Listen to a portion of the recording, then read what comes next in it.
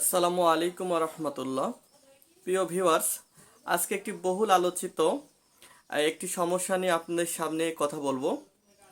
যে সমস্যা নিয়ে ইদানিংকালে খুব বেশি আমাকে মানুষ প্রশ্ন করছে, এ বিষয়ে ফোন করছে। তো এটা আসলে অনেকেই না জানার কারণে এটাকে রোগ মনে করতেছে। আসলে আপনি যদি পুরো ভিডিওটি দেখেন, আপনার অনেকগুলো ভুল ভাঙবে। আপনার মনের ভিতরে অনেকগুলো প্রশ্ন আছে, এই প্রশ্নের উত্তরগুলো আপনি এই ভিডিওর মাধ্যমে পেয়ে যাবেন। তো দেখেন, আমাকে আজকেও একজন ফোন দিয়ে বলতেছে যে ভাই, আমি যখন ফোনে কথা বলি কোনো মেয়ের সাথে, আমার লিঙ্গর আগা দিয়ে পিছলা পিছলা গ্লিসারিনের মতো সাদা সাদা এক ধরনের পিচ্ছিল পদার্থ বের হয়।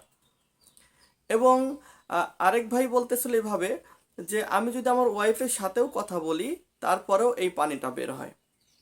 আবার অনেক সময় দেখা যাচ্ছে আপনি স্ত্রী সহবাস করবেন, আলিঙ্গন করছেন, চুম্বন করছেন, এই সময় লিঙ্গর আগা দিয়ে মানে প্যানিসের মাথায় পিছলা পিছলা পানি আসে। তো এটাকে অনেকে রোগ মনে করে। আসলে এটা কিন্তু কোনো রোগ নয়। আপনি যখন কোনো মেয়ের সাথে কথা বলবেন ফোনে, বা মোবাইলে কোনো খারাপ ভিডিও দেখবেন, পর্ন ভিডিও যেটা বলি, বা যদি আপনার ওয়াইফের সাথেও যদি সেক্সুয়াল আলোচনা করেন, তাহলে আমাদের ব্রেন থেকে এক ধরনের রস নিঃসৃত হয়, এক ধরনের কেমিক্যাল নিঃসৃত হয়। সেটাকে আমরা কামরস বলে থাকি। তো এটা পেনিসের মাথায় আসে, এবং আসার ফলে এটা কাপড় নষ্ট হয় আর কি। অজু থাকলে অজু ভেঙে যাবে, কাপড় লাগলে কাপড় চেঞ্জ করতে হবে, কিন্তু গোসল ফরজ হবে না। এবং এটা কিন্তু কোনো অসুখ নয়, এটা কোনো অসুস্থতা নয়, এটার জন্য কোনো ওষুধ খাওয়ার আদৌ প্রয়োজন নাই। কিন্তু যদি আপনি প্রস্রাব করার সময় পিছলা পিছলা অংশ বের হয়, বা শরীর ঝাঁকি দিচ্ছে এবং প্রস্রাব শেষ করার পরে আহ, আঠালো পিছলিল কোনো পদার্থ বের হয়, তাহলে বুঝতে হবে যে আপনার ধাতু ক্ষয় হচ্ছে, যেটাকে আমরা ক্ষয় রোগ বলি। এটা কিন্তু রোগ, আবার এটার জন্য চিকিৎসা নিতে হবে।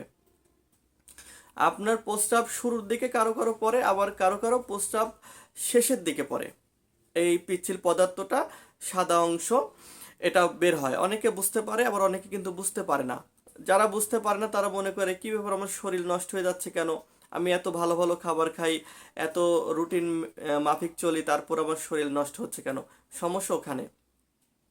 এখন এই প্রস্রাবের আগে এবং পরে যে ক্ষয়টা হচ্ছে, এটা যদি বন্ধ না করেন, তাহলে আপনার বীর্য পাতলা হয়ে যাবে, এবং পেনিসটা দিন দিন ছোট হয়ে যাবে, শুকায় যাবে, এবং গোড়াটা দুর্বল হয়ে যাবে। সবচেয়ে বড় সমস্যা হচ্ছে আপনার শরীর সব সময় দুর্বল থাকবে। আপনি যত ভালো খাবারই খান, শরীর লাগবে না। আপনি রাতে পেট ভরে খুব পুষ্টিকর খাবার খেয়ে ঘুমাইছেন, সকালে ঘুম থেকে উঠে দেখবেন যে আপনার শরীর একদম দুর্বল, উঠতে ইচ্ছা করতেছে না। এবং এটার কারণে, এটা যদি আপনি চিকিৎসা না নেন, এটা যদি চলতেই থাকে, তাহলে আপনি বিয়ে করার পরে আপনি দেখবেন যে সহবাস করতে পারছেন না, বেশি টাইম পাচ্ছেন না, বা পেনিসটা শক্ত হচ্ছে না, মানে ইরেকশনের সমস্যা দেখা দিবে, আপনার হরমোনটা কমে যাবে, আপনার চাহিদা কমে যাবে। সবচেয়ে বড় কথা হলো, এটা যখন প্রস্রাবে যখন ধাতু ক্ষয় হয়, তখন এই ব্যক্তির স্মৃতিশক্তিও কমে যায়। তো এটার জন্য অবশ্যই চিকিৎসা নিতে হবে। আর এই চিকিৎসা কিন্তু আমি করি, আপনারা জানেন। আমাদের একাধিক ভিডিও আপনি দেখেছেন। যারা দেখেছেন আলহামদুলিল্লাহ ভালো, যারা দেখেননি আমাদের চ্যানেলে বা পেজে গিয়ে দেখে আসতে পারেন, হেকিমি দেওয়াখানা। তো এখন এটার কি চিকিৎসা আমরা দিই? এটার জন্য আমরা প্রাকৃতিক, অর্থাৎ আল্লাহর দেয়া নিয়ামত গাছগাছালি দ্বারা এটার ওষুধ তৈরি করে দিই। বিশেষ করে হালুয়া তৈরি করে দিই এবং বড়ি তৈরি করে দিই। হালুয়া মানে হচ্ছে আপনার মোদক, গাছগাছালি দিয়ে মধু দিয়ে তৈরি করা হয়, খুবই সুস্বাদু হালুয়া, এবং ফ্লেভারটাও সুন্দর। এছাড়া আপনার বড়ি যেটা, এটা কিন্তু এলোপতি হোমিও সকল বড়ি না, এটা গাছগাছালি দিয়ে ছোট ছোট বটিকা তৈরি করে দেওয়া হয়। এগুলি খাইলে আপনি ইনশাল্লাহ ভিতর থেকে এই ধাতু ক্ষয়টা চলে যাবে। প্রস্রাবে ধাতু ক্ষয়টা বন্ধ করা দরকার। তবে ওই যে আমি প্রথমে বলেছি, যে কোনো মেয়ের সাথে কথা বলছেন, পোর্ন ভিডিও দেখছেন, বা ওয়াইফের সাথে কথা বলছেন বা আলিঙ্গন করছেন, এই সময় যে পিছলা পানিটা বের হয়, এটা কিন্তু ধাতু না। ঠিক আছে? মনি মজি বীর্য আর কিন্তু বিভিন্ন পর্যায়ে আছে, আমি সেদিকে যাচ্ছি না।